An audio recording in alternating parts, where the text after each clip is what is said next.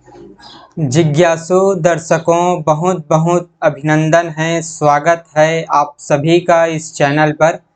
प्रत्येक दिवस की भांति आज भी हम श्री रामचरितमानस पर ज्ञान चर्चा का कार्यक्रम लेकर उपस्थित हुए हैं और आज जो हमारी चर्चा का विषय है वह है मंदोदरी के द्वारा प्रभु श्री रामचंद्र जी के विभूतियों का वर्णन करना। मंदोदरी के द्वारा प्रभु श्री रामचंद्र जी के विभूतियों का वर्णन करके, उनकी महिमा का वर्णन करके रावण को समझाना। तो जैसा कि हमने पिछले व्याख्यान में श्रवण किया है कि श्री रामचंद्र जी के बाण से रावण का छत्र और मुकुट गिर जाता है और मंदोदरी का कर्णफूल गिर जाता है। ये हमने पिछले व्याख्यान में श्रवण किया है।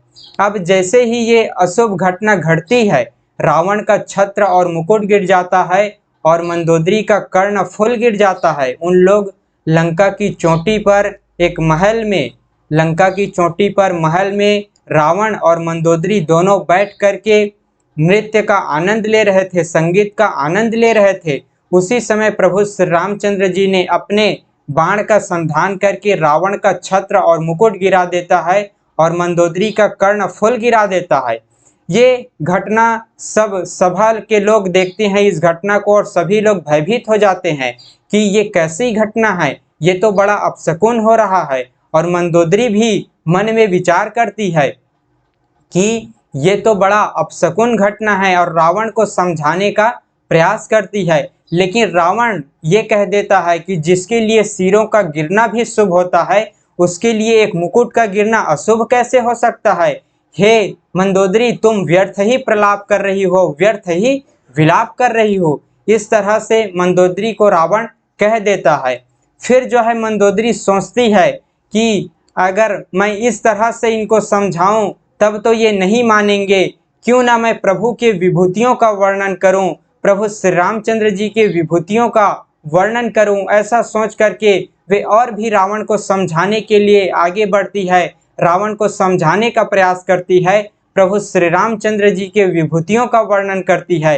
वे कहती है मंदोदरी रावण से कि विश्वरूप रघुवंश मणि करहु बचन विश्वासु, लोक कल्पना वेद कर अंग अंग प्रति जासु। मंदोदरी कहती है मेरे इन वचनों पर विश्वास कीजिए हे नाथ, मेरे इन वचनों पर विश्वास कीजिए कि रघुकुल के शिरोमणि श्री रामचंद्र जी विश्व रूप हैं, वे विश्व रूप हैं, संपूर्ण विश्व उन्हीं का रूप है, यह सारा विश्व उन्हीं का रूप है।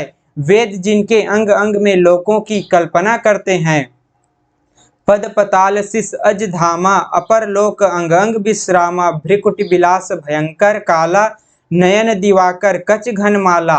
मंदोदरी प्रभु श्री रामचंद्र जी के विभूतियों का वर्णन करती हुई आगे कहती हैं कि पताल जिनका चरण है, पताल उस प्रभु श्री रामचंद्र जी का चरण है, ब्रह्मलोक सिर है और बीच के सब लोगों का विश्राम जिनके अन्य भिन्न भिन्न अंग हैं, ब्रह्म उस परमात्मा का ब्रह्मलोक जो है उनका ब्रह्मलोक जिनका सिर है और पताल जिनका चरण है, पताल जिनका चरण है, ब्रह्मलोक जिनका सिर है और बीच के जो अंग हैं वे सब उनके बाकी के भिन्न भिन्न अंग हैं। भयंकर काल जिनका भ्रिकुटी संचालन है, सूर्य नेत्र हैं और बादलों का समूह बाल है। इस तरह से मंदोदरी रावण को समझा रही है, प्रभु श्री रामचंद्र जी की विभूतियों को गिना रही है, उनको समझा रही है कि ब्रह्मलोक जिनका सिर है, पताल जिनका पैर है और बीच का जो अंग है वे बाकी के भिन्न भिन्न अंग हैं, काल जिनका भ्रिकुटी संचालन है और सूर्य जिनके नेत्र हैं, सूर्य जिनके आँख हैं, नेत्र हैं और बादलों का समूह जिनका बाल है, अश्वनी कुमार जिनकी नासिका है, रात और दिन जिनके अपार निमेष पलक मारना और खोलना है। ये जो रात है और दिन है जिनके निमेष और उन्मेष हैं, अर्थात पलक मारना और पलक खोलना, पलक झपकाना और पलक खोलना, ये रात और दिन जिनके निमेष उन्मेष हैं, पलक मारना और पलक खोलना है। दसों दिशाएं कान है, वेद ऐसा कहते हैं, दसों दिशाएं कान है, वेद ऐसा कहते हैं, वायु श्वास है और वेद जिनकी अपनी वाणी है। इस तरह से मंदोदरी प्रभु श्री रामचंद्र जी के विभूतियों का वर्णन कर रही है कि अश्वनी कुमार जिनकी नासिका है, रात और दिन जिनके अपार निमेष है। निमेष और उन्मेष, निमेष का अर्थ है पलक झपकाना, उन्मेष का अर्थ है पलक खोलना। तो निमेष का अर्थ है पलक झपकाना, तो रात जो है निमेष है, जिनके रात जो है निमेष है, और उन्मेष क्या है, दिन जिनका उन्मेष है, अर्थात जब प्रभु श्री रामचंद्र जी पलक झपकाते हैं तो रात हो जाती है, और जब वो पलक खोलते हैं तो दिन हो जाता है। अर्थात रात और दिन जिनके अपार निमेष हैं, जिनके अपार निमेष निमेष उन्मेष है, और ब्रह्मलोक जिनका सिर है, पताल जिनका चरण है, और बाकी का जो बीच का अंग है वे उनके भिन्न भिन्न अंग है। जो ब्रह्मलोक और पताल के बीच जो बाकी भुवन है, जो बाकी का लोक है, वो जिनके भिन्न भिन्न अंग हैं, और सूर्य जिनके नेत्र हैं, और बादल जिनके बाल हैं, वो प्रभु श्री रामचंद्र जी से आप विरोध करना छोड़ दीजिए। ऐसी उनकी विभूति है, ऐसा उनका प्रताप है। अधर लोभ जम दसन कराला, माया हास बाहु दिगपाला, आनन अनल अम्बुपति जीहा, उत्पत्ति पालन प्रलय समीहा। लोभ जिनका होठ है, यमराज भयानक दांत है, यमराज जिनके भयानक दांत है, माया हंसी है, दिक्पाल भुजाएं हैं, अग्नि जिनका मुख है, अग्नि को मुख कहा गया है, और वरुण जीभ है, उत्पत्ति पालन और प्रलय जिनकी चेष्टा है, उत्पत्ति करना, पालन करना और प्रलय करना जिनकी क्रियाएं हैं, जिनकी नित्य क्रियाएं हैं, उनकी चेष्टा है। रोम राजी अष्टादश भारा, अस्थि शैल सरिता न सजारा, उदर उदधि अधगो जाता ना, जगमय प्रभु का बहु कल्पना।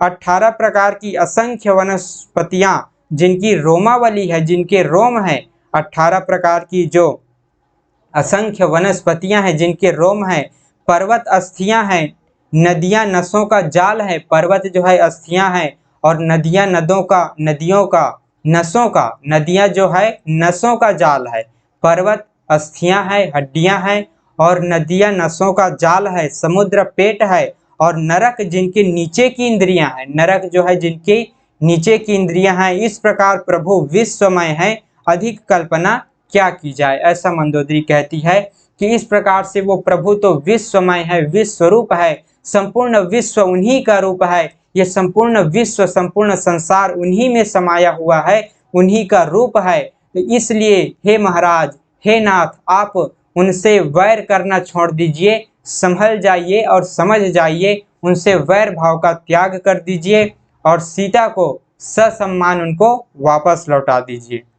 अहंकार शिव बुद्धि अज, मन शशि चित्त महान, मनुज बास सचराचर, रूप राम भगवान। शिव जिनका अहंकार है, ब्रह्मा जिनकी बुद्धि है, शिव जिनका अहंकार है और ब्रह्मा जिनकी बुद्धि है, चंद्रमा मन है, चंद्रमा जो है ये मन है, और महान विष्णु ही चित्त है, महान विष्णु ही वो चित्त है। उन्हीं चराचर रूप भगवान श्री राम जी ने मनुष्य रूप में निवास किया है, मनुष्य रूप में अवतार लिया है। अस विचारे सुन प्राणपति, प्रभु सन बैरव बिहाई, प्रीति करहु रघुबीर पद, मम अहिवात न जाय। इसलिए हे प्राणपति सुनिए, ऐसा विचार कर प्रभु से वैर छोड़ दीजिए, श्री रघुवीर के चरणों में प्रेम कीजिए, श्री राम के चरणों में प्रेम कीजिए, जिससे मेरा सुहाग न जाए, मेरा ये सुहाग बचा रहे, मेरा सुहाग अचल रहे। इसलिए आप श्री रामचंद्र जी से विरोध करना छोड़ दीजिए, उनकी शरण में चले जाइए, अभी भी समय है। इस तरह से मंदोदरी अपने पति रावण को समझा रही है। पत्नी के वचन कानों से सुनकर रावण खूब हंसा। रावण हंसते हैं और कहते हैं, अहो मोह की महिमा बड़ी बलवान है, मोह की महिमा बड़ी बलवान है। स्त्री का स्वभाव सब सत्य ही कहते हैं, उसके हृदय में 8 अवगुण सदा रहते हैं। रावण ये कहते हैं कि तुम जो है मोह के वशीभूत हो चुकी हो, और स्त्रियों का तो ऐसा ही स्वभाव होता है, उनके भीतर 8 अवगुण सदा रहते हैं। और क्या क्या 8 अवगुण रावण बताते हैं? साहस अनृत चपलता माया, भय अविवेक अशौच अदाया, रिपुकर रूप सकल तय गावा, अति विशाल भय मोहि सुनावा। रावण स्त्रियों के 8 अवगुण बताते हैं। क्या बताते हैं? साहस, झूठ, चंचलता, माया, भय, अविवेक, अपवित्रता और निर्दयता। ये 8 अवगुण रावण ने स्त्रियों के बताए हैं।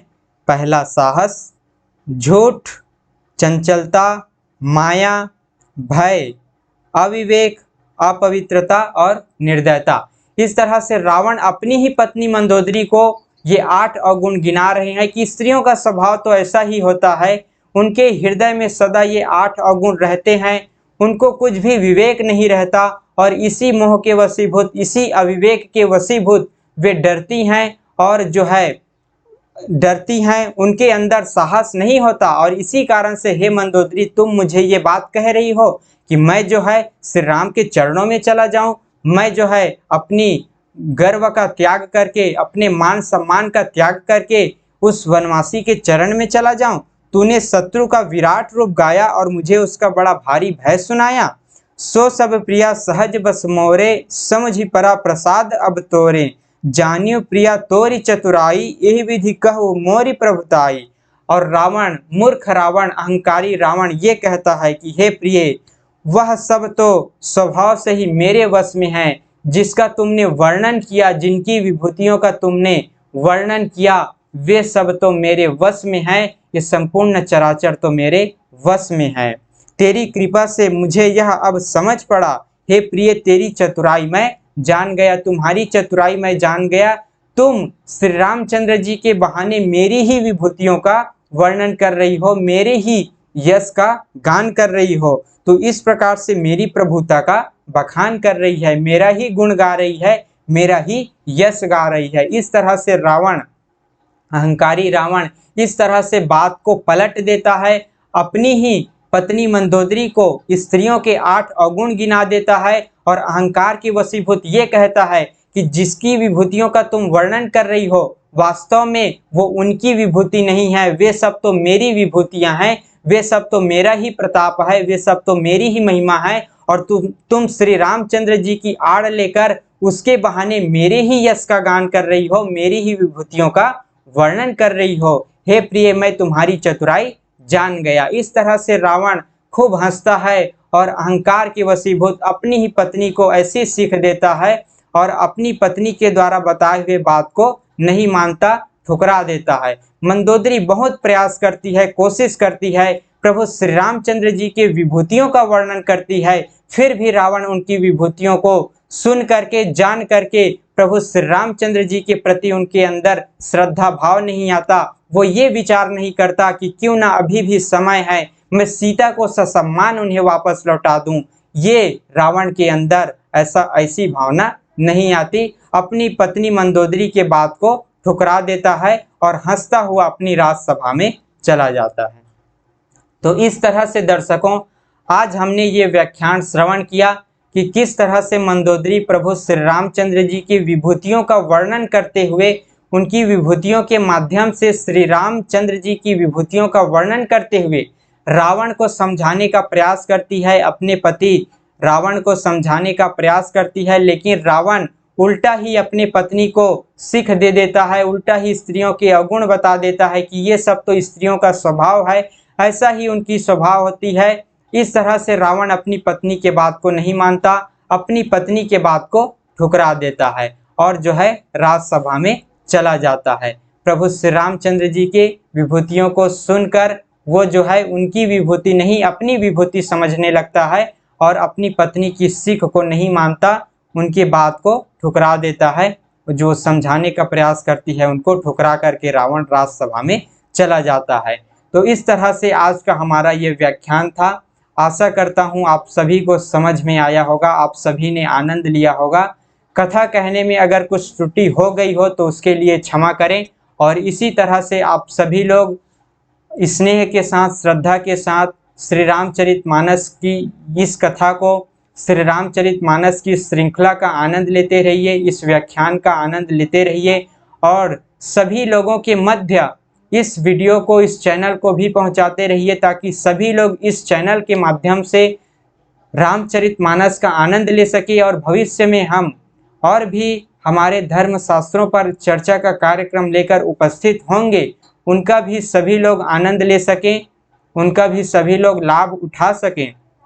तो इसलिए आप अवश्य ही, आप सभी लोग इस चैनल को सब लोगों के मध्य पहुंचाइए, अपने परिवारजनों में, मित्रजनों में पहुंचाइए।